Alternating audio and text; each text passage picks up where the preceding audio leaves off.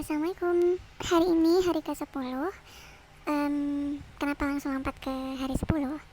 Aku memang ada suatu alasan kenapa di hari ke-9 kemarin aku tidak bisa membuat video iseng ini. Dan ya kalau lihat di video ke-10 ini mungkin ada sesuatu yang berbeda. Aku memang udah tidak di tempat karantina lagi. Aku udah kembali ke rumah.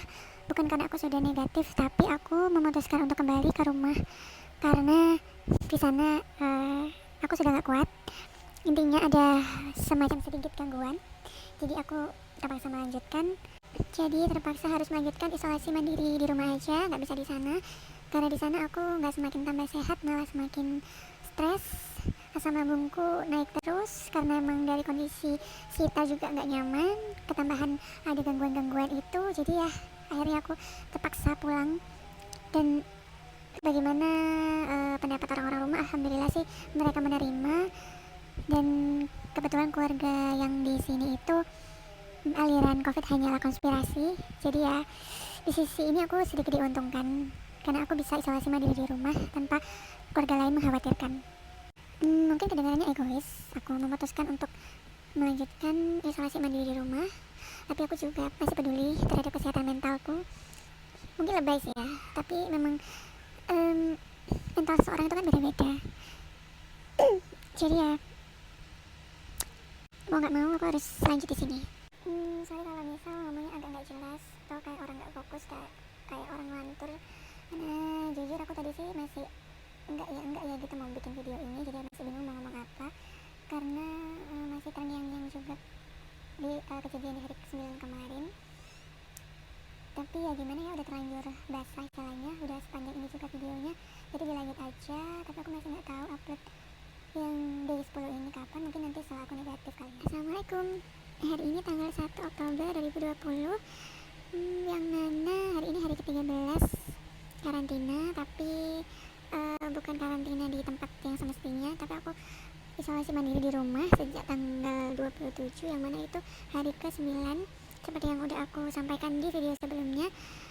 Terus alhamdulillah sih per hari ini juga aku udah dinyatakan negatif. Kemarin hari Rabu tanggal 30 September aku habis swab yang ketiga kali dan alhamdulillah hasilnya udah negatif. Tapi aku masih belum boleh keluar-keluar dan belum boleh kerja. Dan dari tempat kerjaku sih masih harus isolasi mandiri dulu selama 10 hari dari dinyatakan negatif. Kemudian maksudnya sih nggak boleh keluar-keluar yang gimana gitu ya, maksudnya jangan ngafe dulu, jangan nge-mall dulu, jangan ke tempat kerumunan dulu. Tapi kalau cuman ke Alfamidi, ke Indomaret, ya silakan lah ya. Tapi perlu digarisbawahi, keluarnya tuh kalau butuh ada yang harus dibeli aja, harus, karena nggak ada orang yang bisa disuruh juga untuk beli, jadi ya mau nggak mau harus keluar sendiri gitu. Jadi video ini lumayan lompat nih ya. Jadi dari kemarin yang hari ke-9 aku nggak bikin, hari ke-10 bikin, hari ke-11 12 nggak bikin karena ya ada ide aja mau dicurhatin apa juga. Isinya aku di rumah cuma makan tidur, yang lebih banyak tidur sih biar cepat pulih. Sedikit throwback aja perbandingan gimana rasanya karantina di tempatnya seharusnya dan karantina di rumah. Jadi kalau di tempat karantina yang asli itu kan makannya udah terjamin, ada sayurnya, ada buahnya, pokoknya sehat banget lah. Gizi-gizinya tuh kayak lebih perhatiin gitu, dan sehari 3 kali dan tepat waktu karena kita makan itu udah dijadwal. Kalau pagi jam sekian sampai jam sekian, siang jam sekian, malam jam sekian, jadi nggak pernah telat tuh namanya makan. Terus olahraga juga sesuai ya kan, udah di tepat waktu pagi hari berjemur. Terus intinya tubuh ini kan dibuat sesehat mungkin gitu. Tapi namanya juga tempat yang bukan biasanya kita tidur, biasanya kita istirahat, jadi kan seperti nggak nyaman. Meskipun ini otak udah men-setting kamu harus nyaman, oke, kamu harus bisa adaptasi sama tempat yang baru ini, sebisa mungkin kamu udah harus bisa nyaman mau nggak mau. Tapi tubuh kan nggak bisa bohong ya, kalau dia memang nggak nyaman ya dia tetap akan nggak nyaman, mau gimana pun ya tetap ada penolakan gitu kan. Nah setelah aku keluar dari tempat karantina, tapi ini aku cerita tentang kondisi tubuhku sendiri ya, mungkin bagi orang lain juga berbeda. Nah kemudian ketika aku udah keluar dari tempat karantina, terus aku memutuskan untuk isolasi mandiri di rumah, itu benar-benar rasanya plong banget, berasa kayak keluar dari kandang apa gitu kan. Nyampe rumah aku bener-bener malam harinya tuh bisa tidur nyenyak banget. Terus sebenarnya sih kalau dari segi makanan tepat waktunya sama gizinya itu sih jauh ya dari sama yang di tempat karantina, karena jujur sih aku nggak bisa masak. Terus di sini tuh memang orang-orangnya nggak suka masak juga sih, jarang masak. Terus masaknya tuh yang simpel-simpel doang gitu loh, nggak yang benar-benar kayak waktu itu kan di karantina kreseng daging, terus ada ikan diapain, dibumbu ini, terus apa gitu, pokoknya simpel-simpel aja gitu loh yang seadanya. Nah aku inget-inget tuh cuman sering makan telur ceplok, telur dadar, telur bulat, telur rebus tuh sehari 2 kali, entah itu telur ayam biasa atau telur ayam kampung, pokoknya sehari itu aku makan 2 kali, plus aku kasih garnisnya bonori, tau kan bonori.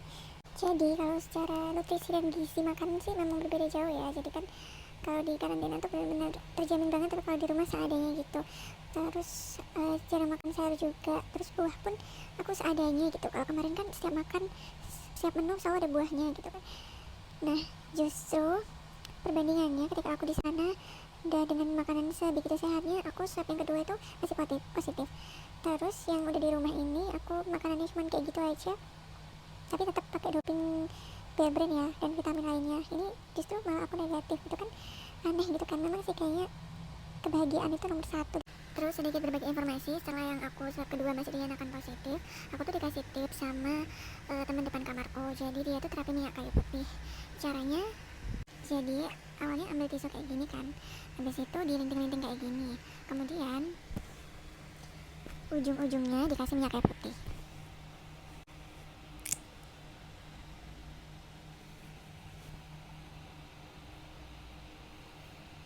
Lalu ini tuh dimasukkan ke dalam lubang hidung,